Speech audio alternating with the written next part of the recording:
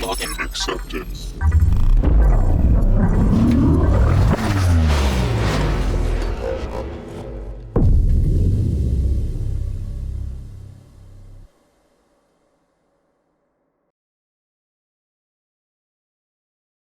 Boy, that's quite of a room, isn't it? Hello, my name is Oskar. I'll be talking to you today about the light and the dark side of the event-driven design. Let me start with a short introduction. I'm a developer with over 14 years of experience. Currently, I'm working at Event Store, where we are building Event Store DB, which is database designed for storing events, surprisingly. I'm also an active open source community contributor. I'm co-maintainer of the .NET library that allows to use Postgres as event store. And I'm also active blogger at event-driven.io. And that's all about me. Because, as I mentioned, today we'll be talking about the light and the dark side of event-driven design. I noticed that mostly at the conference talk, we are showing only bright side. So how can you benefit from using event-driven design and other patterns? I think that event-driven design, just like Anakin Skywalker and Darth Vader are the same person, then event-driven design has also pros and cons. Of course, don't be afraid. Probably you won't end up choking your partner and being thrown to lava lake by using event-driven design. It's all good, but we need to be aware. So, as you noticed from my introduction, I'm a huge fan of event-driven design, also event sourcing. But I believe that to make the right architecture decision, we need to see the big picture and understand what we are signing for. So I'll be playing today a bit of a devil's advocate role. All of what I will be showing today to you is based on my past experience from my projects, from different projects. But let's just say for today that I was doing a single project, and it was a ticket reservation system. So you could book a ticket to cinema, to the concert, etc. Of course, you should be able, with this system, to search for gigs, check availability, whether there are some available seats or available place. And the important feature was that it's, of course, a SaaS model, because we all building SaaS model right now. So user can sign to our system and buy tickets in different cinemas, in different concert areas. But you should be also able to traditionally go to the cash, to the cinema, or call and reserve your seat. And of course, we should be issuing invoice, because without invoice, there is no money. If there is no money, then there is no reason to building a system. And characteristic of our system was that, of course, we were expecting high traffic because we will be successful, right? So the traffic we expect could spike in a huge peaks. Because, for example, if Beyoncé decide to go to Krakow to give the concert, then for sure the demand will be much higher than in the traditional typical day. And of course, we cannot allow our system to go down in such case, because our customers will lose a lot of money, and our users won't be able to reserve the ticket for the beloved artist. And we expect that different modules will have different loads. For sure, search module will be much higher used. But, for example, the ticketing module will have the less load, but it will be more important to not fail. So there are different criteria that we had to take into the account. And of course, if there is a Beyoncé concert in Krakow, then it shouldn't impact the small cinema in Legnica. We, of course, started with a POC because we were greenfields. Aren't we all greenfields right now? So we needed to quickly prove that our concept is okay. So we started with a monolith, of course. And the monolith has a lot of good things, but a lot of bad things. So if the single server crashes, then you cannot search for concerts, you cannot buy any ticket, you cannot do anything. However, if it's working, then it's working and it's predictable until it is not. So as there is a trend that we all should be building microservices. Then after we prove our initial concept, we decided that, of course, we will go with microservices. It wasn't precisely the micro services. It was like a rather big services because we had like a module per user registration, per search, etc. And that was quite fine because if someone couldn't, for some reason, reserve the seat because the reservation module was down, then all the others should work. So it was an improvement contrary to the previous monolith approach. And let's just have a look on the simple scenario. So user is confirming reservation and needs to get the user profile to generate an invoice in a financial module. So we have three different modules involved. And if, for example, user module is not available and we are doing the direct RPC call, then we cannot get the user profile and we cannot issue an invoice. So even though two other modules are available, then everything goes down. So that's all about the idempotency of the microservices. And this is the picture, and this is not a picture of our system. This might be a picture of your system. Joking, it's a LinkedIn. Or in fact, it was LinkedIn. Some years ago, because this drawing is took from the article made by Jay Krebs, where he explained the path, which was quite similar but on much bigger scale, to the streaming approach. So in general, event-driven design. My guess is that they started with the Gang of Four, so they read about the mediator and observer pattern, and they decided that, well, maybe we could build a unified log where producers, instead of directly calling the other services, could just put a message, and then the other modules, knowing that they should react to some event or message, they can subscribe to this log. And thanks to that, we won't have this spider web, and we won't have direct connections, and we could build something that will be maintainable. So that's how Kafka was created. And Kafka and other streaming systems, but I'll be talking today mostly about Kafka, a bit of Event Store DB, but most of those concepts and issues are also for Rabbit, SQS, etc. So if I'm saying Kafka, then most of the time you can think like a messaging system.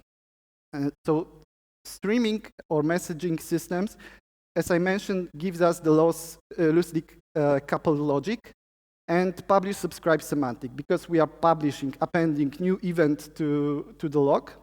Then it's processed one by the consumers, and because there is another player involved in that, and we have other stuff that I'll be explaining later, it's by design asynchronous communication, mostly because of the retry mechanism built-in durability. So we can, in Kafka, even in Rabbit, we are storing those events, and then Kafka can go down, but if it goes up again, then we can continue our processing. So the streaming systems work more or less like that. It's not like we can put only events. In fact, the difference between comment and event is only understandable by human, because for computer, it's just a message. So we are deciding what to do with the message that we are putting to the messaging system. So in this kind of approach, if we put the message, for example, command to do something, we are putting into the log. As you see, it's 1, 2, 3, 4. It's auto-incremented, sequential. And if, for example, we are sending command, and one of the systems is unavailable, then once it gets back, then Kafka will try to retry and deliver again the message, and our system will get back to the previous working. So we don't have this direct RPC connection where if some service or module is not available, then we are doomed, like C3PO.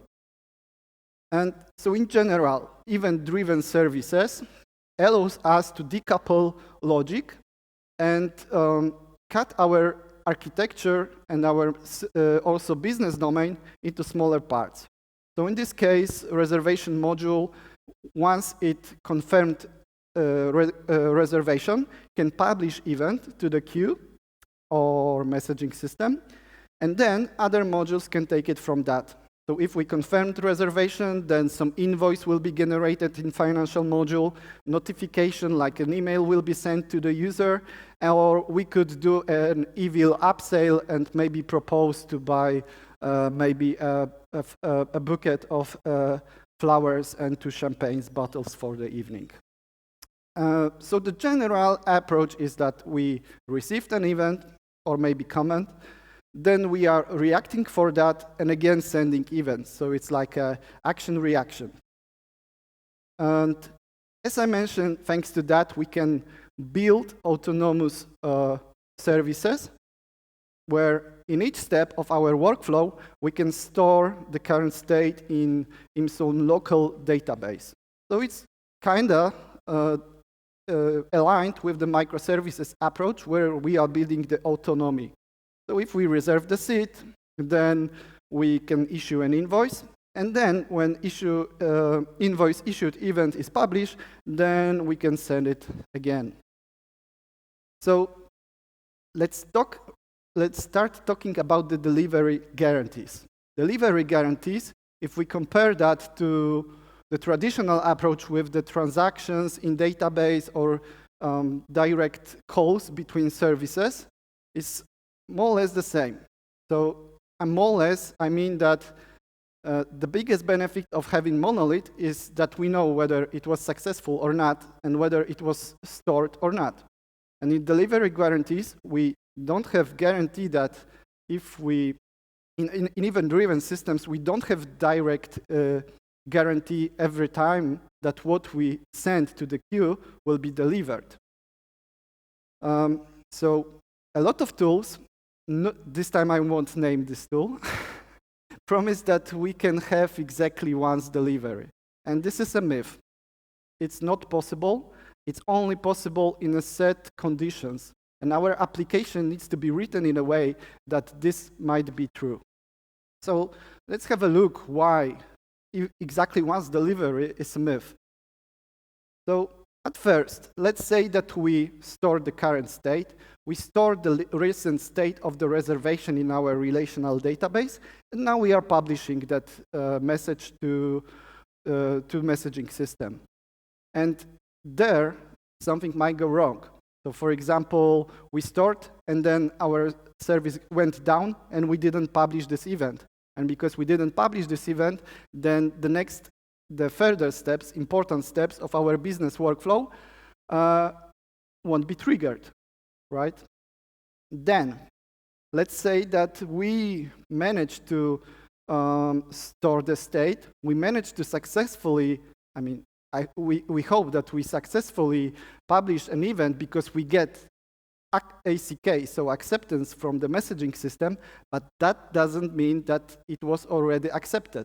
Because most of the messaging systems, to increase the performance, have something like a pre-flight messages. So if you, let's say that they allow to have 100 pre-flight messages, so those messages will be stored and sent once you send 100 messages. If you have 99 messages and this messaging system go down, then they won't be stored, they won't be forwarded. The next part is even, like, let's say that Kafka successfully managed to store the events, and now it is retrying. But also delivery might be down because our system might be down. And what's more, we might have some bug in our logic that this event will be poisonous and we won't ever be able to process that. Like, for example, serialization. We didn't we weren't aware that there is a new message format. And then the last part is that after that, we might be timing out, we might be not able to store the result of our operation. So as you see, many steps might go wrong.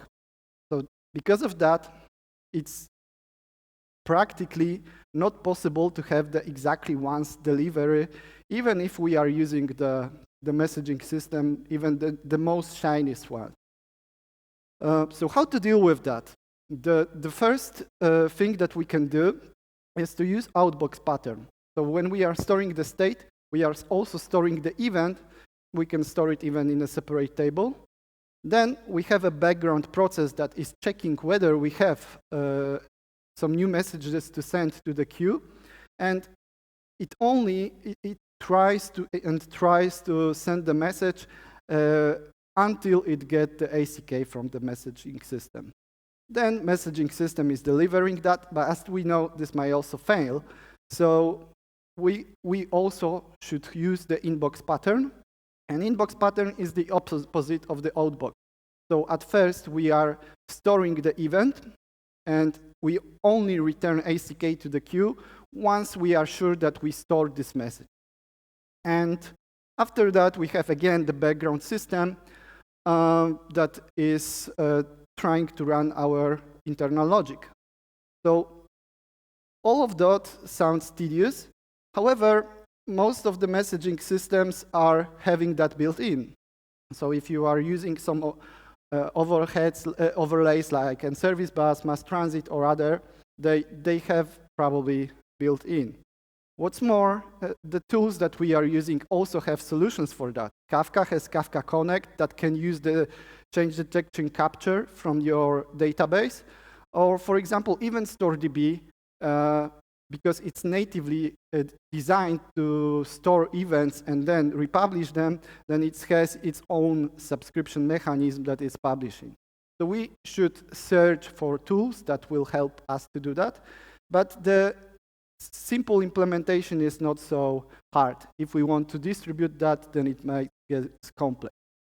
And because of those retries and all that stuff that is going on in between, we might have the eventual consistency.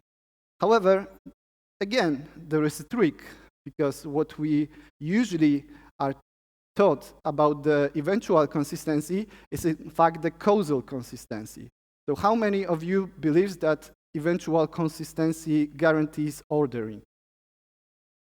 Luckily, no. So eventual consistency, in fact, means that our data will be consistent at some point. By consistent, it means that all the operation that we scheduled will be applied. But if someone is saying that our system is eventually consistent, then we should dig more and understand what does it mean. Because it might mean that operation will be processed out of order, because the causal consistency, so causality, means that our operations or related operations will be processed at the same order. So by related, I mean, for example, confirmed reservation, invoice issuing, and so on and so forth. So let's right now focus on eventual consistency, then we will talk about the causality. And in our system, we had a common case where we had a different microservice for the read model. Because of some weird decision, we decided that we will use a different databases, and that requires to have a different module for that. And we were putting a man in the middle, so Kafka in this case, and it was looking more or less like that, so it seems that everything was working until it was not, because Kafka was giving additional overhead. We were using Elasticsearch, which also have the eventual consistency. So once we store data, then there is some delay, some lag in when we can read it again. And we have our design that once we reserved a seat, then UI was moving to the reservation dashboard and it appeared that quite often we were not seeing this reservation. So how can we solve that?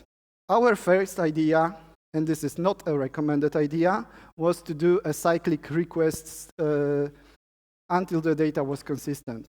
So our UI was banging call one after another and ask whether, yeah, do you have this reservation? Not, okay, I will try in 10 milliseconds.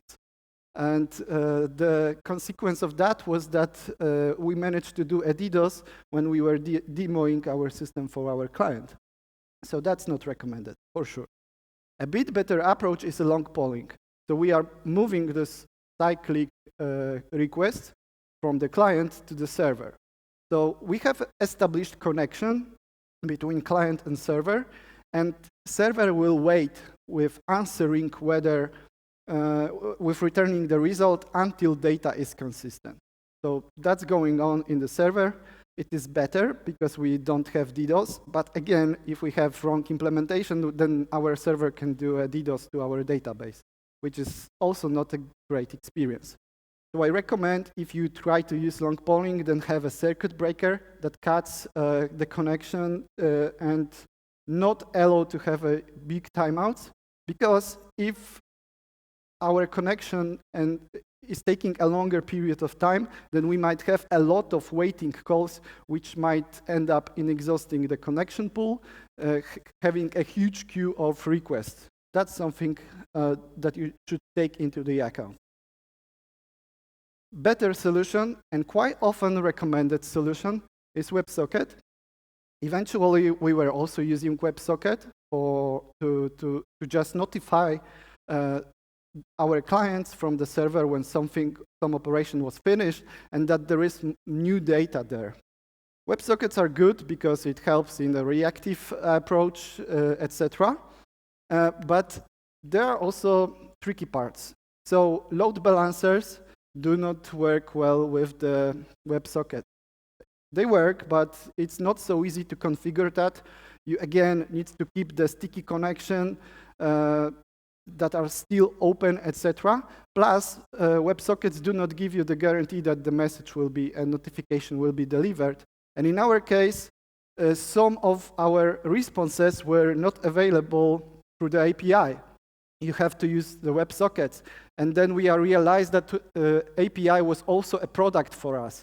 So some clients might not use our UI, but just integrate with our API. So in general, I would recommend what I will tell in the next slide, but some mixture between long polling, WebSockets, and also other practices like a circuit breaker, and so on. But the most important and the best idea where to start is to design our UI and our application flow with the understanding of how our application works. So maybe we shouldn't just direct user to the dashboard. Maybe we can keep user on the same screen and allow the user to edit the data, because most of the data will be already there, the most important probably. So then, if we are not doing this redirection, then we can give user time to even click, get back to dashboard, and probably it will be processed. So that's something to start with. And we need to remember, because if we do it right by the design, then we might not end into the troubles and over-engineering. And the last one is the Facebook style, so I don't care. And this might sound funny, but it's also a perfectly valid solution, because now people are, because of using social platforms, they are aware that some information might not be aware immediately. So, you know, if our business case is not so critical, then maybe, you know, people can just live with that without seeing the results of the operation. And causal consistency. Causal is a hardware. I always need to check that in the Google Translate how to pronounce that, and I probably did it wrong. So let's just name it events ordering, which is probably the most common name that can be found in the internet. And event ordering is also critical. I mean, we expect when we store it in a specific order, then our read model should be also rebuilt in exactly the same order. So if we apply the design and we had like user is staying on the edit mode, and now we may fall into another trouble. So user immediately after reserving a seat in a cinema is changing the seat because for some reason it don't want to sit it there. So we stored it properly, we published properly to the messaging system, but then it appears that our messages are getting out of order. And if it's not expected by us, then our business logic might crash. And this is my favorite example. So the cash register in a department store. So let's just say that we have two queues. One queue is where we are standing. There are two people in front of us. And in another queue, there are three people. Of course, there is one rule that this queue that we are standing will go the slowest. That's obvious. But lame jokes aside, we only know that we will be handled after the people that we are standing in front of in the same queue. Because we don't know whether the person that is in front of us will be handled faster than those three people in the other queue. We don't know that. So, and exactly the same is how the streaming systems, especially Kafka, works. So this is probably the picture that you see the most when you see the Kafka introduction. So you are putting an events into append-only unified log. Cool. However, it looks like that in real life. So we have two splits. One is topic, the other is partition. Topic is a logical split. So this can be like all events from the reservation module or all events from the reservation aggregates. And partition is a physical split, so how this data is stored into the disk and how it is then processed by the brokers. So if our split, the logical split is all the events from the reservation module, then partition could be like, for example, each partition is for different type of aggregate, or if our topic is events that were created by reservation, then partition could be like a specific record, right? And why is it important? Because we have only guarantee of ordering on the partition level. So if we see topic with two partitions, then it's more or less the same as I described in the queues in the department store. And even if the system like EventStoreDB guarantees global ordering, because in EventStoreDB is the different way around, so we have the physical storage on the all stream, on the append-only log, and then streams are indexes of those log. But then if you want to make it high scale, then you need to use patterns like competing consumers. If you were using Rabbit, then you know what it is and why you should be aware of that.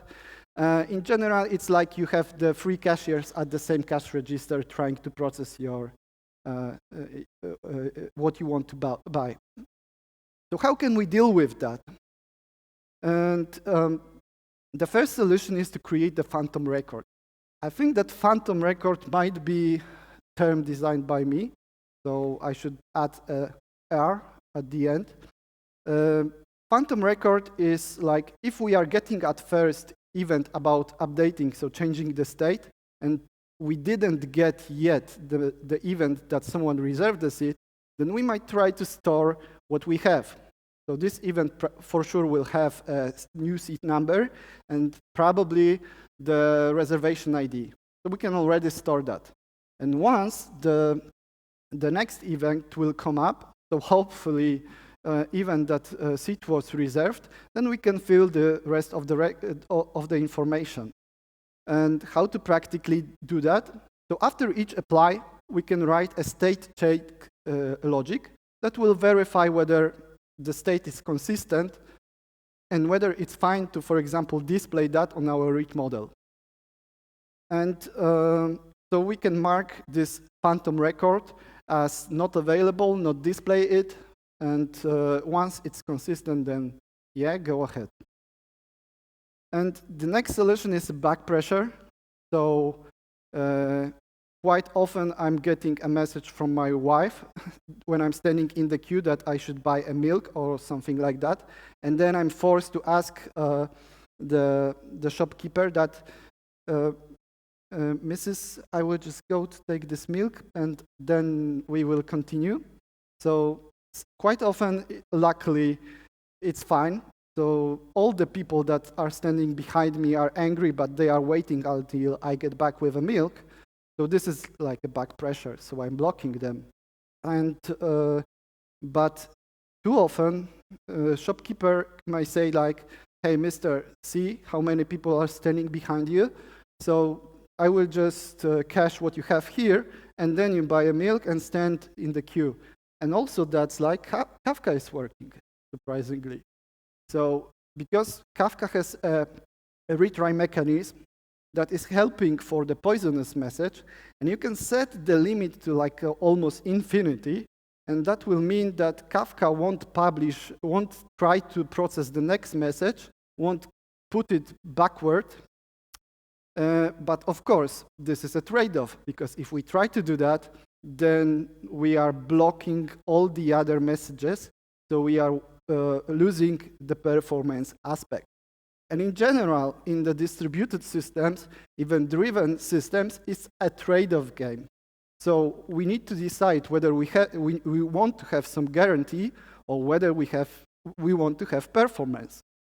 So that's also critical, and the reason why I explained our use case at the beginning. So you should start design of your system with understanding what's your business use case. Because without that, you will be creating an architecture in a vacuum which always ends badly. So getting back to the ordering. So the next solution is storing events. For example, if we are using inbox pattern, then we are already doing that. If we are using event sourcing, then we already storing this event. Then maybe we could use it like, for example, we got event number 2, 3, 4, and then we got the first event. So knowing that, we can check whether we have full sequence, and then we can apply all those events and have the consistent state. So we are waiting until we have a sequence of events in the set order to rebuild the state or trigger operations internally. And the next solution is again Facebook style. We can be accepting events as they come. So we are just accepting that whatever order we get will be fine. And this might be, in most of the cases, anti-pattern. So, for example, if you want to trigger some business logic or business operation, then that might not work well. However, quite often, unfortunately, we are using queues to just do a poor man's replication. So instead of using like a typical database functionalities, we are pushing all the events through the queue and then just to rebuild the state in the other read model. Quite often in the same type of database. So, but nevertheless, if those events are like an absurd event and we are just not running any logic for that, then it might be fine to just apply them as they come. Of course, we do not have guarantee that our state is consistent, because if the last event that we processed was the event that is out of order, then until we get a next event, then our state might be broken. However, for read models, quite often this is fine. I mean, if you don't have all the information applied, then it might be fine. However, this is something that we should be aware of. And the last solution is the Rust resort. We tried that. If you need to do a quick hack, then you can always ask the right model, because it should have the consistent state. Because for the right model, you are usually using databases with the strong consistency. Of course, this is a no-go solution as a longer period solution, because we are coupling our services, and again, this other system might not be available, so we might be getting into those issues that I've described before. And the last one is the compensating operation. So for example, if we see that the reservation is not available, or not have all the data, then maybe we can design operation for the user to trigger to somehow fix the state. And this is something that might sound like a hack, but in event-driven approach, that's something that we should be always asking our business. Because it's not like that we are trying always as developers, trying to create ideal, perfect systems that will always work. However, life is not like that. And if we ask our business, okay, then how are you dealing with that if you don't have the system that we are about to create? And it usually appears that there are some ways like a call, asking someone, sending correction, etc. Then we should always be trying to find some compensating operation. That's all for now about the ordering. And let's start with the fancy word idempotency. It's quite critical to spell it right. And idempotency, it's not something that is directly attached to the event-driven design. If we are building a REST API and we are modeling the updates, then those updates in REST should be always idempotent. So what does it mean? No matter how many times we will try to run the same operation, the result on our state will be the same. So it doesn't mean that, for example, we can only apply the state change only once, but if we have a series of the same operation, then the final result will be the same. So let's think about the scenario where we reserved a seat, everything was fine, we sent an event, but our read model got the message twice. And again, this is a story that is also happening in the real life. If we are at the cash register, then shopkeeper, cashier, can also cash twice the product that we wanted to buy. And that's something for sure that we would like to avoid. So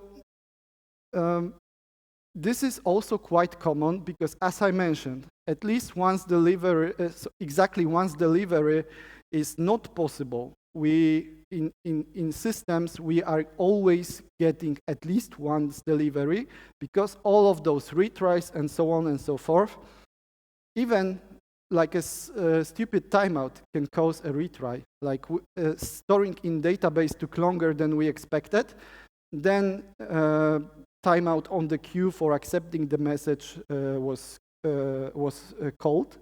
And again, our messaging platform is trying to rerun our process. So even for this simple case, this might happen, and we should always be trying to foresee that. And the first part, the first solution, is to verify that with the business logic. We can check, for example, whether we have already new record about the reservation and just ignore the next upcoming event. We can always also store the event ID, or if we have like a stream sequence number, and check whether this event wasn't processed yet. So this might be like we can store those events and put some unique constraint. We might have it in the cache.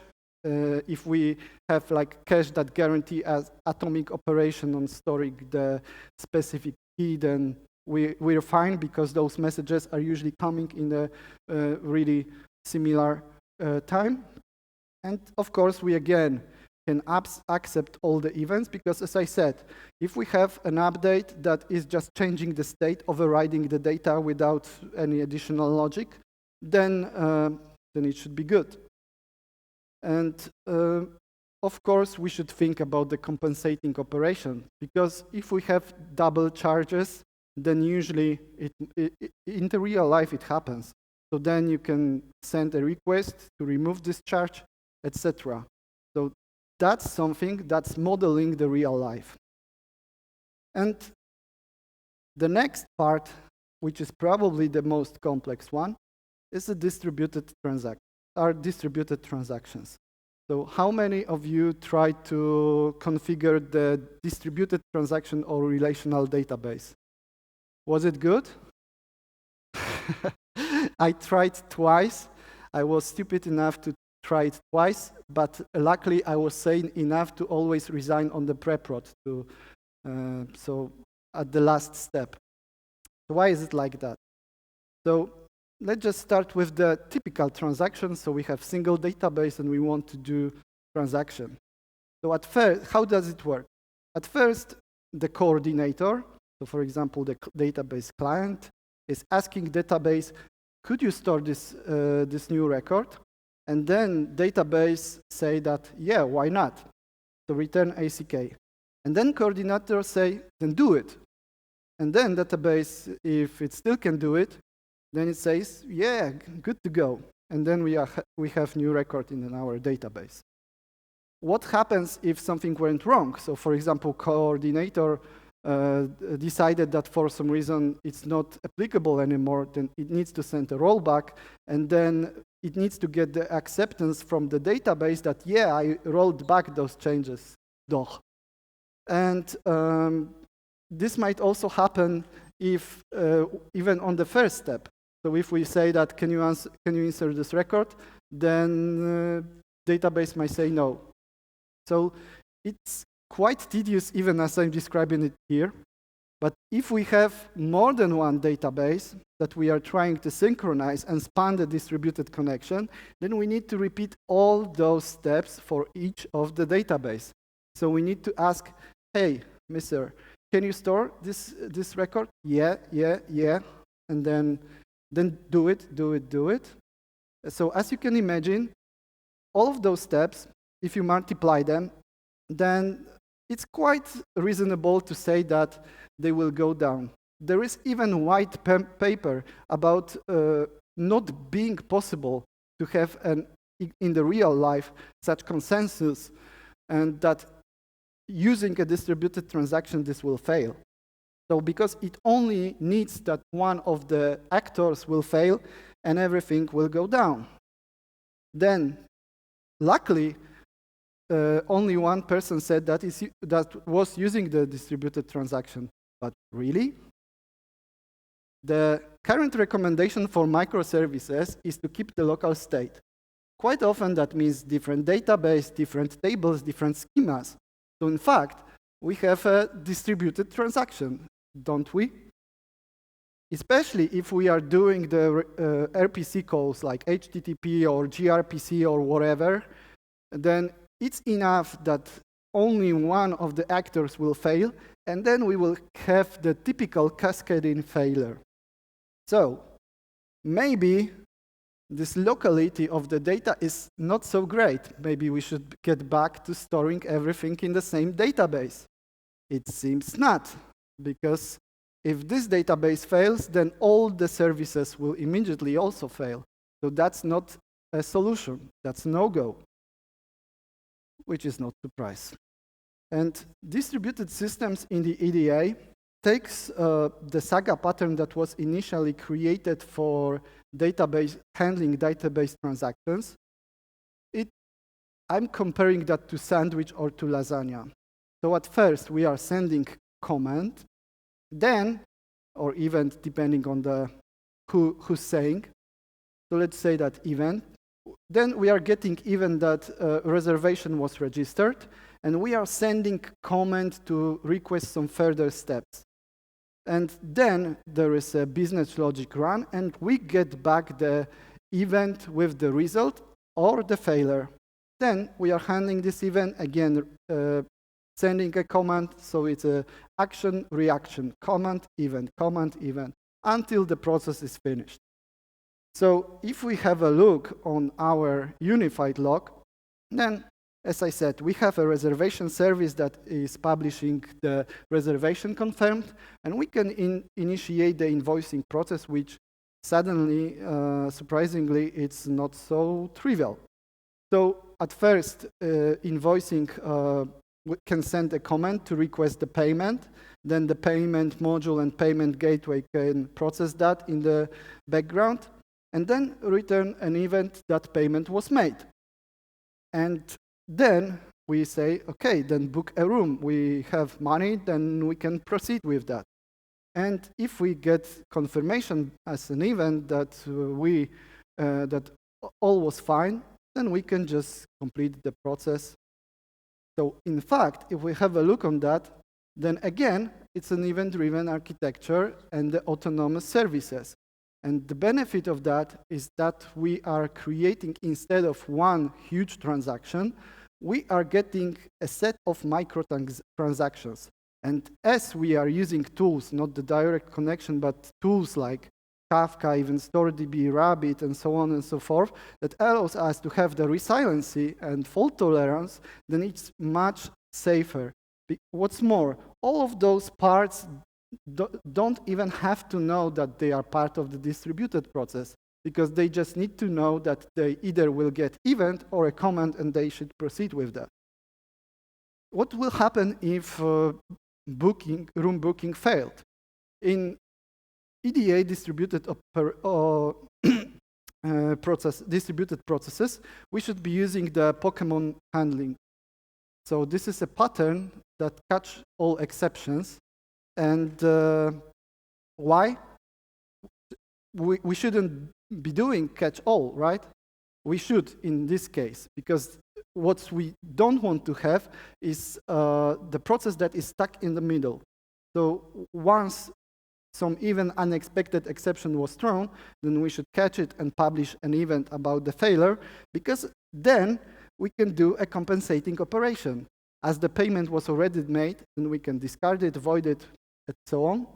And then we can cancel the invoicing process. So this is great, but this is not solution for everything. Because as I said, we can have a failure on multiple steps. So for some reason, like a random bug, transient error, data loss, etc., our process could be staying in the middle. So then someone trying to request the invoice, for example, after reservation confirmation, will be waiting and waiting and waiting. And I had such cases. And that's something that you should avoid, because then you might end up with the stuck process and need to redeploy all the solution. So it's always worth putting a timer that after, for example, 15 minutes will cut the process and cancel the reservation. So as you see, event-driven design systems are not so simple. Once you get familiar, they became easier, or there is less pain, like a Stockholm syndrome. And we can help ourselves in dealing with that. So the first step, what we should be doing, is incorporate some auditability and tracing and metrics. So it means that we should put some set of metadata that will help us to diagnose what happened, because we have distributed environment with multiple systems, etc. So the most important part of that is correlation and causation. So if we have such set of events, so we confirmed reservation, then we have the invoicing process, etc., then this is correlation. So those are all events that were the results of the process initiated by the command confirm reservation. And that's important, because then we have knowledge what has happened. But we already know that this might not be enough, and we should always think about the causation. So because correlation doesn't give us information. As humans, if I aligned those events as you see which one was more or less earlier or later. But computers don't know it. So we have to put some causation, which is usually causation ID is the ID of the previous event that triggered the next step. And we can build such a nice looking information, and we know what all the facts that were registered after confirming reservation and which exact order. And we can visualize it like that. And summary. What can go wrong in event-driven systems? Everything.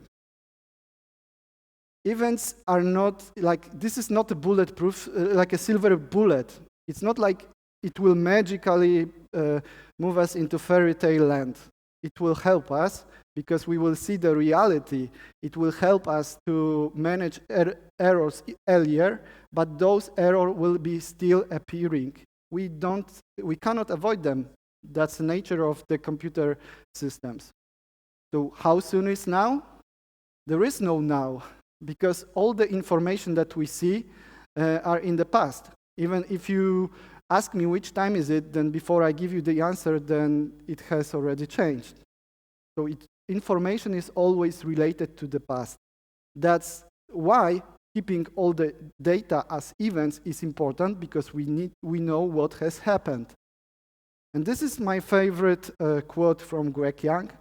And that's the most important part for me about the event-driven systems. Not about using some fancy tools, trendy tools, but that we are creating applications that are closer to real life, to business, and then they have bigger chance to work better because we are directly modeling the business. So, as I said, we are getting predictability, resiliency, autonomy, etc. This is all good, but of course it's hard. So, this is your choice, whether you will take the blue pill and stay in the fairy tale land and see that and think that you can still control everything, or you will take a red pill and you will feel the pain, but then you will get systems that are working better. So that's all from me. Thank you a lot. It was a pleasure to be talking here.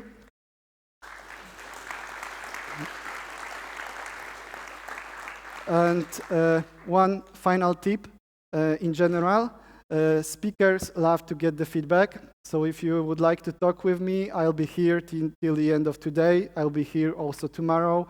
I will be happy to give a high five or just a fist bump.